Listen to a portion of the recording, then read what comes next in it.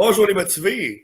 Encore aujourd'hui, on va avoir une belle rencontre, une autre personne inspirante qui embarque dans le mouvement Papa Positif. Je vous le présente tout de suite. Benoît Gagnon, comment ça va? Ben, ça va très bien. Ben, content de faire ta rencontre ce soir et de parler d'un peu de positif. C'est toujours agréable. Oui, bien justement, en premier lieu, merci infiniment d'avoir accepté justement. Plaisir, mon gars, fait plaisir. Donc, en commençant, juste te présenter un peu aux gens, s'il vous plaît. Ben, mon nom est Benoît Gagnon. Je suis dans le domaine des communications depuis quand même 3 décennies et un peu plus maintenant. Ça va faire 32 ans de radio et de télé dans quelques mois, au mois d'octobre. Félicitations. Ben, merci. Et j'ai la chance de faire ce que j'aime depuis autant d'années, d'être là encore et d'en faire à tous les jours. Donc, je me sens vraiment privilégié. C'est pas juste un cadeau de la vie. Il y a beaucoup de travail, de sacrifices derrière ça, de décisions, de déménagement, de rencontres, d'essais, d'erreurs. Mais quand je regarde au-dessus de mon épaule, je suis fier du cheminement. Je ne changerai absolument rien parce que j'ai appris à chacune des fois.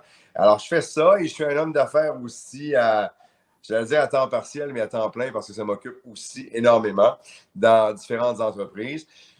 Je suis un vivant dans la vie de tous les jours, moi, fait que j'essaie de faire des choses que j'aime avec des gens que j'aime. Je m'entoure de gens qui sont souvent meilleurs que moi et ça donne le résultat que vous avez devant vous aujourd'hui. Un gars qui a 51 ans bientôt, dans quelques mois, est heureux et fait ce qu'il aime dans la vie.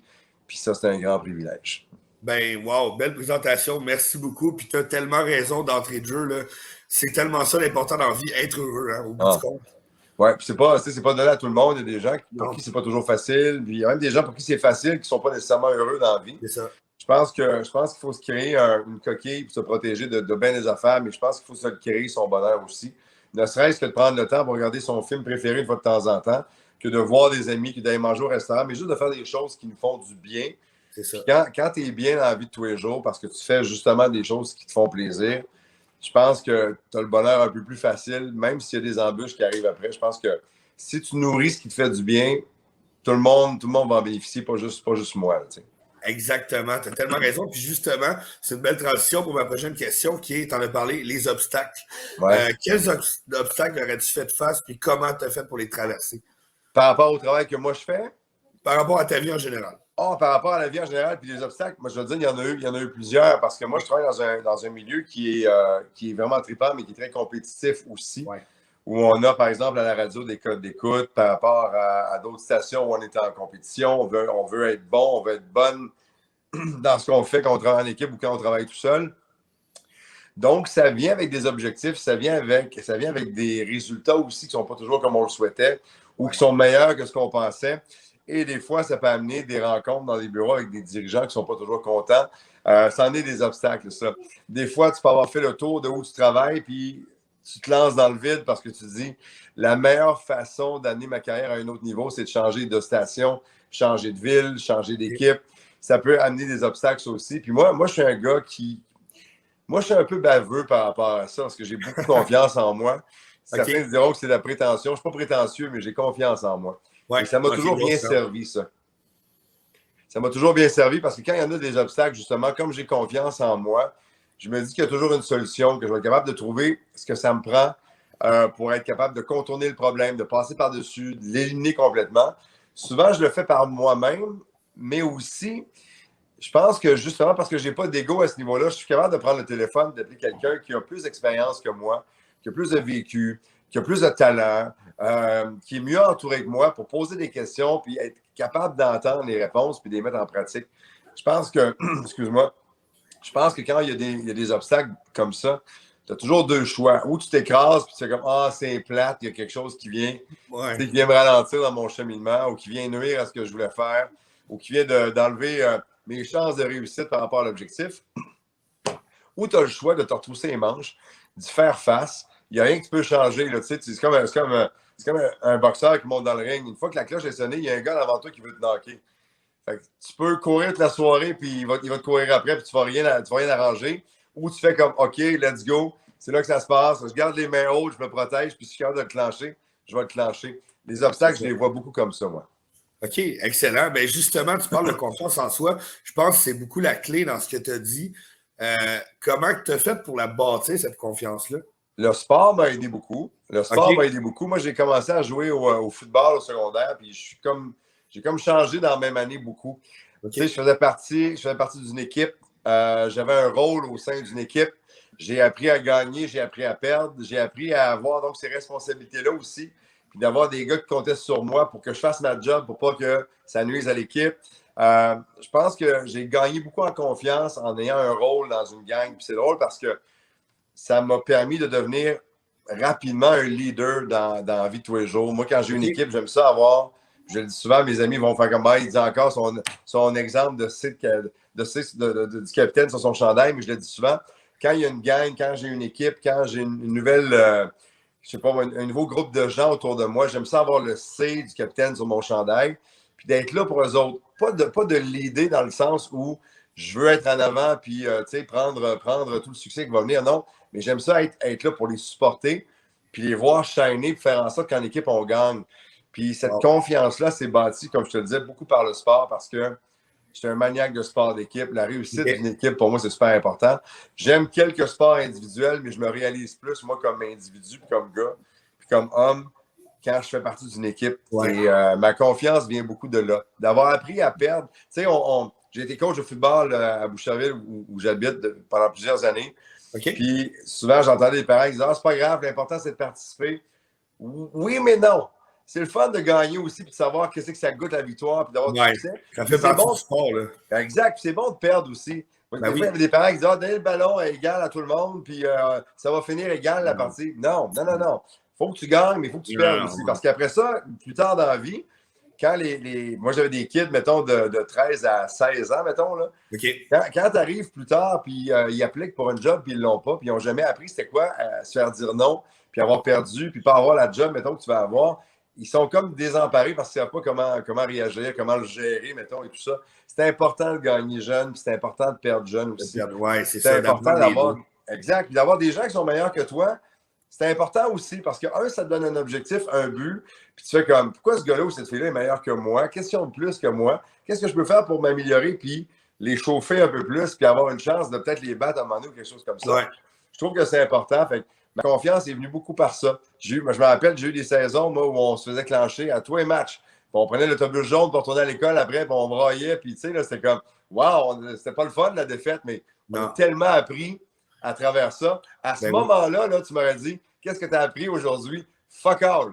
Non, mais avec le temps, par exemple, j'ai compris que ça nous a beaucoup servi. Puis encore aujourd'hui, à l'âge où je suis rendu, il y a un apprentissage qui s'est fait à ce moment-là qui me sert encore. T'sais. Wow, c'est hot, là. Mais le sport, c'est ça aussi. Le sport, c'est ça. Je pense que c'est ça, il faut garder aux jeunes beaucoup, là, le sport, justement. La discipline, les sacrifices. Je regarde des jeunes qui travaillent, mais pas qui travaillent, mais qui sont sur des équipes d'élite dans peu importe le sport. Et qui se lèvent le matin super de bonne heure pour aller faire un entraînement avant d'aller à l'école. Moi, j'avais de la misère à me réveiller le matin, j'avais les yeux tout collés. Je mangeais une toast au beurre de pinot en marchant dans l'autobus, puis j'allais à l'école direct, tu sais. J'avais des chums, moi, qui étaient debout depuis 4 heures du matin, puis qui étaient dans la piscine à faire des longueurs, ou qui étaient sur une glace quelque part parce qu'ils jouaient au hockey de haut niveau et tout ça.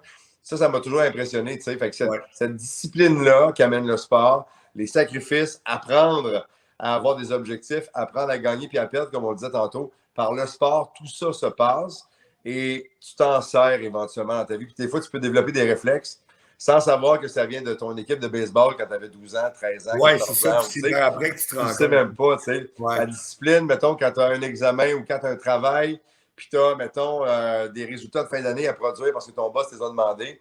Si tu n'es pas discipliné, tu vas arriver tout croche, ça va être mal fait. Mais si tu as appris ce que c'était, la discipline avant, puis d'avoir des objectifs, des choses comme ça va te servir éventuellement. Fait que le sport, pour moi, ça a tout changé. Wow. En tout cas, j'espère qu'il y a bien des jeunes qui vont écouter ça parce que. Qui vont faire du sport parce que c'est tellement bon pour la tête, le corps et l'esprit. Ouais, je suis d'accord avec toi. Oui, vraiment. Puis sinon, au niveau plus des projets, là, tu disais que tu es pas mal occupé. Là. Ça serait quoi tes projets actuels et futurs? Ah, mon Dieu. Moi, je suis un touche-à-tout, puis j'ai un genre d'urgence de vivre. Tu sais, je veux pas perdre de temps avec des trucs.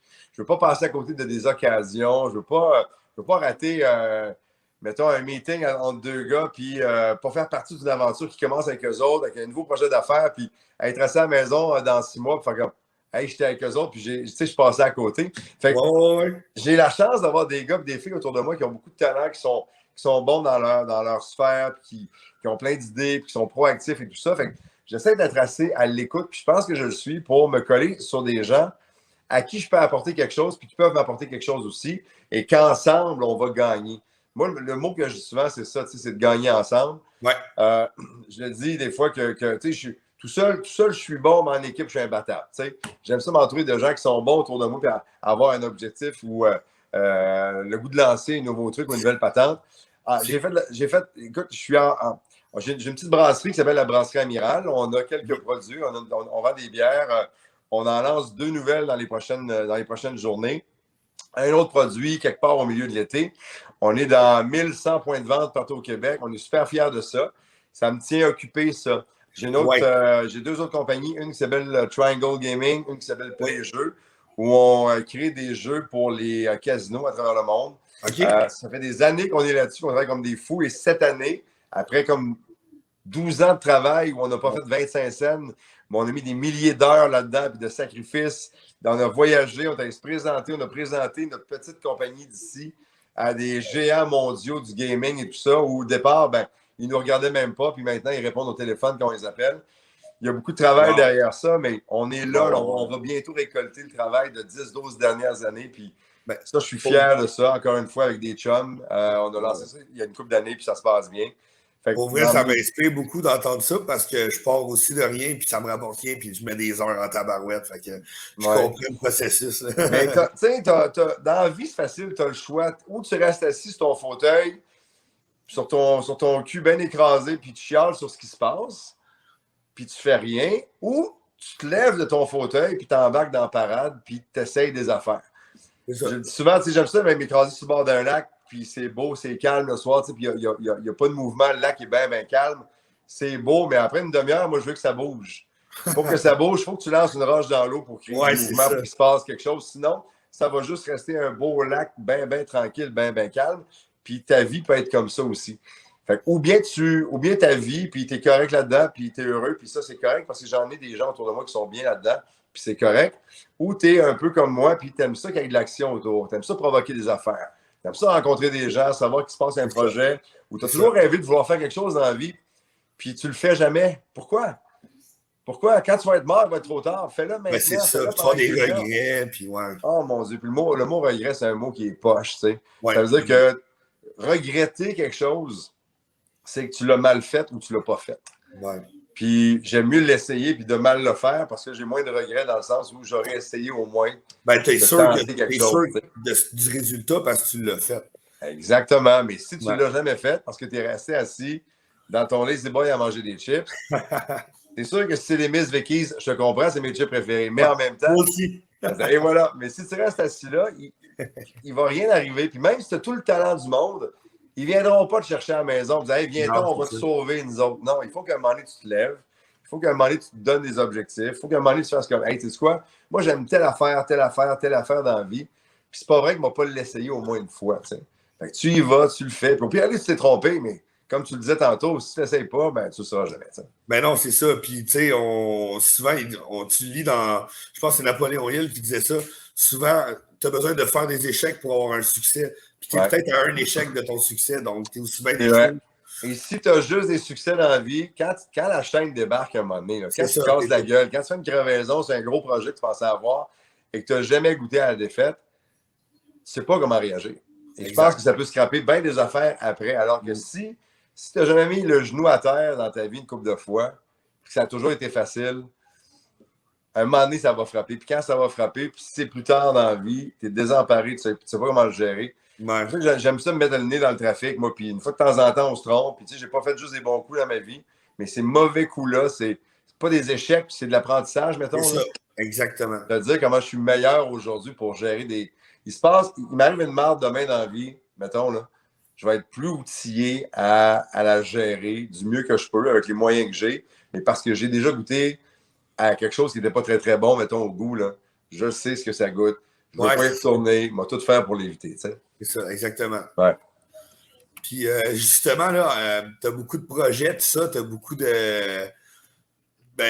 c'est ça. On a beaucoup de projets. Ah ouais. Je voulais savoir au niveau entrepreneurial, justement, là, c'est quoi la clé afin d'être en mesure de gérer autant de projets en même temps? L'écoute, être capable d'écouter puis d'entendre ce que les gens ont à dire sur ton projet, sur ton produit, ton entreprise, ton service. Peu importe c'est quoi, peu importe c'est quoi la voie d'affaires que tu as choisie, si tu es fermé aux commentaires, OK. tu vas tourner en rond à un moment donné. Si tu penses que tu as toujours raison, ouais. Il y a bien des clients quelque part qui vont te prouver que tu avais tort à un moment donné quand tu vas être tout seul dans ton commerce ou tout seul derrière ton ordi, puis il n'y aura pas de réaction, il n'y aura pas de commentaires, il n'y aura plus de courriel, il n'y aura plus de commandes qui vont entrer. La meilleure chose quand tu es en affaires, c'est d'écouter ce que les gens disent par rapport à ton produit, d'être à l'écoute de ce qu'ils aimeraient que tu améliores pour qu'ils soient 100% satisfaits. Tu sais, nous, on en fait de la bière. Moi, je la trouve bonne, notre bière. Je trouve que tous nos produits sont bons. Ouais. Si les gens la trouvaient tous dégueulasses par rester sur ces tablettes, je ne serais pas plus avancé. Et quand les gens me disent, nous, on aimerait ça un produit de telle façon, à nous de les entendre, de les écouter. S'ils veulent avoir, mettons, c'est niaiseux, mais on vend beaucoup de bière à l'unité. Nous, on n'a pas de caisse de 6, de 12 ou de 24. C'est vraiment de la bière de microbrasserie, puis c'est comme ça que ça se vend. Et si on nous demandait, mettons, un 4-pack, mettons, avec une bière de chacune de nos saveurs. Ouais, des mix. Tu sais, les gens voudraient avoir un mix, mettons, ça serait à nous de faire comme, hey, là, les gens n'arrêtent pas de nous le demander. On va leur faire, c'est ce qu'ils veulent avoir. Tu sais, ou on pourrait rester assis sur notre steak, fait comme, non, on est bien bornés, nous autres, c'est le même qu'on fait ça, puis tu sais, c'est pas ça être en affaires. Le but d'être en affaires, c'est d'avoir une relation, puis d'offrir en fait une relation, puis une expérience client tripante aux gens à qui tu veux vendre ton produit, à qui tu veux offrir tes services ou peu importe. Si tu n'as pas compris ça, si tu le fais d'abord et avant tout pour toi, tu n'es pas là pour les bonnes raisons. OK. Méchant conseil, ça. Merci. Mais il faut que tu faut que tu t'entoures de gens qui sont meilleurs que toi. Moi, là, j'ai des gens qui sont meilleurs que moi dans bien des domaines. Moi, dans mes entreprises, c'est pas moi le gars de finance. Tu veux pas que je gère les finances de la compagnie, laisse-moi te le dire. Mais j'ai mon partenaire Jeff, qui est un gars brillant, intelligent et réfléchi. Moi, je suis l'émotif, tu sais, qui va faire comme le point sur la table une fois de temps en temps. Alors, les gars, sacrément, pourquoi on fait pas ça de même? Puis lui, il va m'expliquer pourquoi, mais il va m'expliquer lentement, dans des mots que je peux comprendre. Puis je suis comme, tu sais quoi, t'as raison. Il est meilleur que moi dans ce département-là. Puis quand vient le temps, mettons, de lancer une nouvelle canette, parce que je prends l'exemple de notre bière, je veux que ça soit dans ma cour à moi, ça, parce que c'est moi le gars d'image, c'est moi le gars qui comprend un peu le marketing, qui connaît les tendances, qui s'intéresse à ce que les autres compagnies vont faire et tout ça. Fait que si tu me dis, mettons, parce que la tendance, je dis n'importe quoi, c'est la couleur bleue, puis tu vas dire, ah non, on devrait lancer quelque chose de or. Je vais faire comme, non, parce que moi, c'est le plus mon département. Je pense qu'il faut s'entourer de gens qui sont meilleurs que nous autres. Puis comme ça, c'est ça. En bout de ligne, je vais en profiter moi aussi éventuellement. Mais il faut s'entourer de gens qui sont meilleurs que nous autres et être à l'écoute de ce que la clientèle, de ce que les gens veulent avoir. Puis je pense que dans ce temps, tu deviens un meilleur entrepreneur parce que tu vas avancer dans la bonne direction. OK, excellent. Puis justement, ça serait quoi les pièges à éviter pour réussir dans son projet d'entreprise? Je pense que d'être. Puis là, je vais aller à l'inverse de ce que je viens de dire. Oui, c'est ça. Ne pas être à l'écoute, là, c'est la pire affaire. Okay. Tu peux avoir le meilleur, tu sais quoi? Tu peux avoir la meilleure idée au monde, le meilleur produit au monde. Si tu n'es pas capable de le présenter aux gens, ben, ça va juste rester une bonne idée à la maison. Avec les réseaux sociaux aujourd'hui, c'est drôle parce que des fois, je parle avec des gars et des filles qui sont en affaires depuis plusieurs années qui, eux, quand ils ont lancé leur entreprise, il n'y avait pas de Facebook, il n'y avait pas d'Instagram, il n'y avait pas de Snapchat, il n'y avait pas de TikTok. Alors qu'aujourd'hui, si tu te lances en affaires, tu as ces outils-là qui, à la base, sont gratuits. Oui, tu peux mettre de l'argent après pour avoir plus de visibilité, des choses comme ça, mais là, on a des plateformes qui sont dans le quotidien de monsieur et madame tout le monde. Tout le monde a son téléphone dans les mains. Tout le monde flippe rapidement. Tu sais, on fait de la consommation visuelle rapide. On aime les contenus ou on les aime pas. Quand tu aimes, tu reviens, tu regardes. Puis là, tu vas cliquer sur un lien puis tu vas t'intéresser à quelque chose. Mais cet outil-là est extraordinaire. Donc, si vous vous lancez en affaires et que vous avez un produit à présenter, un service à présenter, il faut être capable de se démarquer rapidement. Et là, on a des outils extraordinaires qui nous permettent de parler directement au monde. Que tu parles à 10 personnes ou à 1000 personnes ou à 10 000 personnes, dès que tu as un contact avec quelqu'un, cette personne-là devient ton porte-parole. Tu sais, des porte-paroles d'entreprise, il y en a encore, ça existe encore, mais chaque personne qui devient ton client devient ton porte-parole parce que il va en parler à son frère, à son beau-frère, à quelqu'un au travail. Hey, en fin de semaine, là, j'ai goûté une nouvelle bière. En fin de semaine, je suis allé dans un nouvel hôtel. En fin de semaine, j'ai loué avec ma blonde un petit chalet, pas loin de Tremblant, pas cher. J'ai trouvé ça sur telle plateforme. Ouais. Le mot se passe. Alors, je pense qu'il faut être intelligent pour se faire voir, se faire entendre et te donner le goût. Moi, je veux que quand tu vois, mettons, une de mes bières, tu aies le goût de faire hey, en fin de semaine, là, sur le bord de la piscine, il annonce 32, c'est celle-là que je veux boire. Si tu ouvres, mettons, ou tu as un petit chalet que tu loues parce que tu as acheté ça avec un de tes chums, tu l'as retapé, puis là, tu veux le mettre sur le marché puis le louer. Je veux que tu me donnes le goût de voir passer là. Je veux me voir sur le bord du foyer avec ma blonde en train de prendre un verre de blanc un samedi soir dans le chalet que tu veux me louer. Je veux que tu me donnes le goût d'utiliser ton service ou peu importe, tu comprends? Puis on a des plateformes maintenant qui sont là. Et si tu es moindrement créatif dans ta façon de te présenter, dans ta façon de le montrer, regardez, là, on a une petite entreprise, là, on vient de Victo, puis on fait ça maintenant, puis tu veux ça dans la maison chez vous parce que, je sais pas, mettons, c'est des chandelles qu'on fait, puis c'est les meilleures chandelles au monde. Ça sent le bonheur. Ben moi, je veux que ça sente le bonheur chez nous. On va t'en commander une chandelle. Puis si, quand elle arrive chez nous, puis le packaging est le fun, je l'allume, ça sent bon. Ma blonde rentre dans la maison, elle fait mon Dieu, ça sent donc bien bon ici. Boum, je t'achète une caisse. Comprends-tu? C'est ça, ben ouais. C'est juste ça. Je pense qu'il faut être intelligent à ce niveau-là. Puis je pense qu'on a des outils aujourd'hui qui sont extraordinaires, qui sont gratis, puis que si on est capable de se démarquer, puis de donner le goût aux gens, de nous faire confiance, puis d'acheter notre patente, ça va super bien aller. Oui, en effet, vraiment. Au niveau plus de ta carrière, tu as fait beaucoup de télévision, tu fais de la radio, tout ça. Tu dirais, de quelle manière tu dirais que tu as évolué à travers ça, à travers ces expériences-là? Bien, je me suis promené. Moi, ça fait quand même plusieurs années que je suis là. Je regarde les jeunes qui sortent aujourd'hui de différentes écoles, universités, au collège ou peu importe. Ils sortent et ils veulent rapidement être là. Ils veulent rapidement travailler à Montréal ou à Québec, deux gros centres. Ils veulent avoir des grosses jobs tout de suite. Ils veulent être là. Moi, je viens de l'autre école où tu allais faire justement tes classes à l'extérieur. Moi, j'ai commencé à Moncton, au Nouveau-Brunswick, où j'ai passé 5 ans et demi de ma vie. Je suis revenu dans la région de Québec parce que j'étais un gars de Québec, mais j'ai travaillé à CFEL 102.1 à Montmagny, le rocker sympathique, pendant un petit bout de temps aussi. Après ça, je suis arrivé à Québec, puis je ne me suis jamais refusé de tenter une nouvelle expérience dans une nouvelle ville, avec une nouvelle gang. Et une fois que j'étais là, je faisais tout. J'arrivais le matin de bonne heure, puis s'il y avait quelqu'un à remplacer sur une émission de jazz, je le remplaçais. Si le gars qui faisait une nouvelle ne rentrait pas, il était malade, je faisais une nouvelle pour la station de radio où j'étais. Si quelqu'un ne rentrait pas pour faire une émission de disco, de pop, de punk, de hard rock, je remplaçais tout le monde. J'essaie de prendre le plus possible parce que, à mon sens, à moi, j'apprenais encore plus en faisant. En étant assis en classe à l'université, parce que je me suis inscrit au cours de communication, d'information-communication à l'Université de Moncton au Nouveau-Brunswick. Et après la première session de la première année du bac, j'ai tout sacré ça là parce que à la station de radio où j'étais, je remplaçais tout le temps tout le monde. J'apprenais, je touchais au bouton, à la console, les disques, une programmation musicale, ça marche comment on parle aux gens à la maison, comment ça se passe. J'ai beaucoup appris en le faisant de cette façon-là. Donc, je trouve que la meilleure façon d'apprendre, c'est d'en faire, d'être sur le terrain. C'est comme pour avoir ses cartes de la construction, il faut travailler sa construction, mais pour travailler sa construction, ça prend ses cartes de la construction. Il faut que tu en fasses, il faut que tu sois là. Il ne faut pas que tu aies peur de te monter les manches, puis de sauter dans le tas, puis d'y aller, puis de poser des questions, puis de regarder les gars et les filles qui étaient là avant aussi. Je trouve que ça se perd beaucoup actuellement. Moi, encore une fois, mais quand je suis arrivé, il y avait des gars et des filles qui avaient tellement d'expérience en avant de moi que mon but, c'était d'être meilleur en les regardant eux autres travailler. Tu sais, quand je suis là, salut, bonjour, c'est Guy Mongrain qui animait, puis Jacques Moisan qui faisait les nouvelles. Les deux ensemble, c'était à peu près 60 ans d'expérience. J'avais un masterclass à tous les matins. Là, J'aurais été stupide et con d'être dans mon coin à préparer mes affaires parce que je me trouvais bon. Alors que ce que je faisais, je me dépêchais à les préparer, puis je venais me rasseoir, puis je les regardais travailler. Puis je les regardais, mettons, comment ils passaient dans un bulletin de nouvelles, d'une nouvelle drôle à une nouvelle de politique, à une nouvelle triste, ou un drame familial quelque part, puis de les voir être capables d'être aussi bons, aussi efficaces, drôles ou touchants dans le même bulletin de nouvelles avec des nouvelles complètement différentes, c'est en les regardant travailler eux autres. Parce qu'eux autres, ils ont fait les années avant moi. Eux autres, ils se sont trompés. Eux autres, ils en ont eu des échecs, mais eux autres, ils en ont eu des succès aussi, puis ils ont été bons pendant tellement d'années.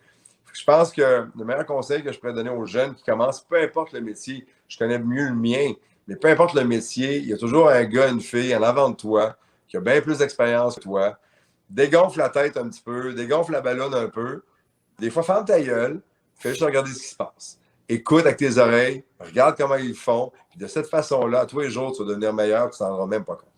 Tellement. Tu as tellement raison. Puis justement, j'ai étudié en programmation neurolinguistique, là, psychologie, tout ça. Puis on parle de ça. Pour Ah réussir oui, hein? quelque chose, il faut que tu imites. Il faut que tu cherches à imiter ceux qui ont fait ce que tu veux faire, dans le fond. Ouais. C'est un peu ça. Les enfants, tu sais, les enfants agissent toujours comme ça. Puis je Ben, sais que dans c'est tes ça. cours, ils en parlent. Les enfants, on dit, ah, les enfants, c'est des éponges. Oui, parce qu'ils font quoi? Ils Imite. regardent puis ils écoutent. Qu'est-ce qu'ils font Exactement. après? Ils reproduisent. Mais quand on est adulte, là, on est encore des grands enfants. Tu sais, on est encore capable d'aller chercher de l'information, l'emmagasiner. Ça va quelque part sur le disque dur, on ne sait pas trop où, mais à un moment donné, quand on a besoin, Ça sort. l'information est là. Tu sais. C'est ça. C'est comme ça. Exactement. Le Ouais. cerveau est puissant. Oui, puis ça a l'air qu'on se sert uniquement de comme 10% de notre capacité Ouais. complète. Fait que c'est un monde qui me fascine. Mais c'est fascinant parce que j'étudie beaucoup le cerveau humain aussi. Puis il y a beaucoup d'études là-dessus encore. Ils ne sont pas certains là, de pourcentage et tout ça. Ouais. Là. Il disait l'autre jour que j'ai lu un truc l'autre jour où il disait que le cerveau humain était tellement plus intelligent que nous qu'on ne sera jamais capable d'identifier exactement comment il fonctionne, à quel point il est capable d'emmagasiner l'information. Parce que des fois, les gens disent ouais, mais tu sais, mettons, mon téléphone qui est super intelligent, des fois, il faut que j'isole des photos pour pouvoir en mettre d'autres. Est-ce que mon cerveau va être saturé un jour? Puis les spécialistes disent ben non, c'est impossible. Et ils disent que le cerveau est tellement intelligent pour nous prouver qu'il y a une longueur d'avance sur nous autres. Il nous a permis d'inventer ce qu'on appelle le cloud aujourd'hui pour emmagasiner de l'information, alors que lui, c'est comme ça qu'il fonctionne depuis toujours. On est juste trop nono et pas assez encore intelligent pour se rendre compte qu'il nous donne des informations comme ça, des indices, pour que dans notre vie de tous les jours, on soit capable, nous aussi, de créer des choses extraordinaires. Oh oui. C'est un monde qui est fascinant, ça. C'est très fascinant parce que c'est prouvé aussi que en voulant vraiment quelque chose, en le, je cherche le mot, en visualisant, Ouais. en le vivant, tout ça, Ouais. tu peux le créer. C'est fou. Ouais. Ça a l'air que c'est comme un genre d'attraction que tu vas créer, exactement. justement parce que tu mets de l'énergie positive. Tu sais, on parle de positif Ben, depuis tantôt, mais c'est ça. Tu crées un genre de vortex, un vortex positif autour de toi. Mais c'est souvent comme ça, les gens qui ont une mauvaise vibe, on le dit souvent, ils attirent des mauvaises vibes. Puis tu le Les sens. gens qui ont une bonne vibe attirent une bonne vibe. Fait que je pense que quand tu projettes dans l'univers, des fois, des choses que tu veux vraiment avoir, que tu espères, que tu veux qu'ils se produisent et qu'ils arrivent, pas à 100% garanti que ça va arriver. Faut du action, par exemple. Tu mets les chances de ton bord. Action. Exact. J'avais pas le choix de te poser une petite question de salut, bonjour. Là. Let's go! Je voulais savoir, qu'est-ce qui te motivait à poursuivre Salut Bonjour pendant toutes ces années-là? Parce que tu as quand même fait ça 8 ans. J'ai fait ça 8 ans, là, toujours. Là. C'est l'horaire matinal à la radio et à la télé, c'est pas l'horaire le plus facile au monde. C'est ça, ben c'est ça. C'est plus facile à la radio parce que tu peux partir un matin la barbe pas faite avec une casquette sur la tête et un vieux t-shirt de Def Leppard, puis tout le monde va s'en foutre, alors qu'à la télé, il y a l'image qui est là, donc il faut que tu fasses attention un peu plus, que tu sois bien mis, tout ça. Mais je te dirais que l'équipe a fait en sorte que ça a été agréable du début jusqu'à la fin. Les gens qui sont là, pas juste les gens que tu vois en nombre, mais toute l'équipe au complet. Les techniciens, techniciennes qui sont là, eux travaillent pas mal plus fort que nous, on peut travailler parce que c'est eux les chefs d'orchestre de ce qui se passe. Le réalisateur ou la réalisatrice qui est là derrière et qui prend le contrôle et qui s'assure que ce que tu vois en ondes est réussi et bien fait. Tout ça. Ça revient à ce que je te disais au début de notre jazzette tantôt, le travail d'équipe. C'est encore ça, tu sais. Puis mon parallèle avec l'équipe de football quand j'étais petit cul, puis ça, de travailler à Salut Bonjour, mettons, pendant des années, ben c'est ça. Tu as un corps arrière, tu as plein de monde qui sont là, tout le monde a une responsabilité. Puis tu sais, Tom Brady il est bon au foot, mais si tu le laisses lui tout seul avec le ballon, il va se faire ramasser par l'autre équipe. Ben oui, exactement. Devant lui, il y a sa ligne offensive qui est là, il y a les running backs, il y a les receveurs de passe, ils ont une stratégie. Puis si tout le monde exécute le plan, ben, le jeu réussit. Puis ça fait gagner des Super Bowls, ça a l'air, parce qu'il en gagne quelques-uns, lui. Oui, il est popé là-dessus, lui, les Super Bowls.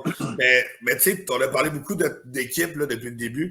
Puis je crois beaucoup, ça vient beaucoup me chercher, parce que moi, j'ai toujours dit qu'on était aussi fort que les gens qui nous entourent. 100%. Puis, et même, on devient plus fort à cause d'eux autres aussi, tu sais. Ben, c'est ça. Quand tu as des gens quand tu as des gens autour de eux qui ont une bonne drive, qui ont une bonne tête sur les épaules, qui ont des bonnes habitudes de vie, qui ont de la discipline ou peu importe, veux pas, ça te tire toi aussi. Tu as envie d'embarquer dans ce sillon-là, d'embarquer avec eux autres. Tu sais, c'est rare que ça tente de suivre tous tes chums qui vont nulle part dans la vie. Tu fais comme, on va tout aller dans le même cul-de-sac, on va au bout, qu'est-ce qu'on fait après, tu sais. Et quand tu as des gens autour de toi qui ont du succès, il faut que tu te colles à eux autres. Il faut que tu te colles à eux autres. Il faut que tu sois inspiré. Il faut que tu regardes leurs habitudes de vie, de travail. Pourquoi les autres réussissent? Est-ce qu'ils sont plus talentueux que toi? Est-ce qu'ils sont plus intelligents que toi? Pas nécessairement, mais ils font peut-être des petites choses qui sont complètement différentes que toi, tu ne fais pas dans ta vie et qui ne te servent pas, tu sais. Les Moi, je le détails, vois comme les ça. détails. Le souci du détail, c'est tellement, mais tellement important. Ouais. Puis que ça soit n'importe quoi, que ce soit. C'est aussi niaiseux que l'heure à laquelle tu te réveilles le matin. Ouais. C'est beau la grasse matinée, ça fait du bien une fois de temps en temps, mais pendant que tu t'étires dans ton lit, puis que tu bailles, puis que tu regardes ton feed d'Instagram, il y en a qui sont déjà partis, qui ont déjà 2, 3, 4, 5 heures d'avance sur toi, puis qui ont déjà des choses de régler dans leur journée, alors que toi, tu ne t'es même pas brossé les dents encore, puis tu as une mauvaise haleine ce matin-là, encore une fois. T'sais. Il y avait un truc l'autre jour sur Kobe Bryant qui disait qu'il se levait le matin à 3h30 du matin, puis il était dans le gymnase de 4 à 6. Puis il se reposait, il déjeunait, puis il mangeait un petit peu. Puis, mettons, à 8h, il retournait. Puis il s'en allait de 8h à 10h. Puis les autres gars de l'équipe arrivaient, mettons, pour la pratique en après-midi à 1h. Lui, il avait déjà deux workouts de fait dans la même journée qu'eux autres. Puis quand eux autres finissaient leur entraînement, il allait se mettre les fesses dans un bain de glace. Il se faisait masser pendant 1 heure ou 2. Puis il faisait un autre training léger, mettons, de 7 à 9. Ben voyons donc. Tout ce qu'il avait réussi à faire, lui, dans une seule journée, c'était plus souvent que des membres de son équipe durant la semaine au complet. Hey, je savais pas ça. Pourquoi il était meilleur au monde? Pourquoi il était meilleur que tous les autres? Ben, c'est Il ça. mettait l'effort de plus. Puis on n'est pas obligé d'être Kobe Bryant. Mais on peut comprendre sa façon de faire et de l'appliquer dans notre vie à nous autres. Ben, moi, je ne peux pas faire ça avec les 3 enfants, avec ma blonde, avec mes 2 beaux enfants, les business et tout ça. Je peux pas faire ça. Mais je peux m'inspirer de ça pour l'appliquer à ma réalité à moi. Peut-être juste des petits bouts. Ouais, les mettre ensemble, puis m'a trouvé une façon de faire, une recette qui va me plaire, dans laquelle je vais être bien, parce qu'il faut que tu sois bien là-dedans aussi, mais qui va m'amener du succès, puis qui va m'amener là vers où j'aimerais aller. C'est ça, où est-ce que toi, tu veux aller, exactement. Exact. Mais t'en prends un petit peu des choses qui t'inspirent autour de toi, tu colles ça ensemble, puis t'espères que la recette va marcher, mais on ne peut pas être comme ces gens-là parce qu'on n'a pas la même réalité. Exact. Qui est très, très vrai, mais on peut s'inspirer de ça. Exactement. Puis c'est un peu le but aussi du mouvement présentement. J'aime ça. J'aime ça. Côté inspiration maintenant, est-ce que tu dois avoir des gens qui t'inspirent autour de toi? Est-ce qu'il y a quelqu'un que tu as en tête que je devrais inviter sur ma chaîne?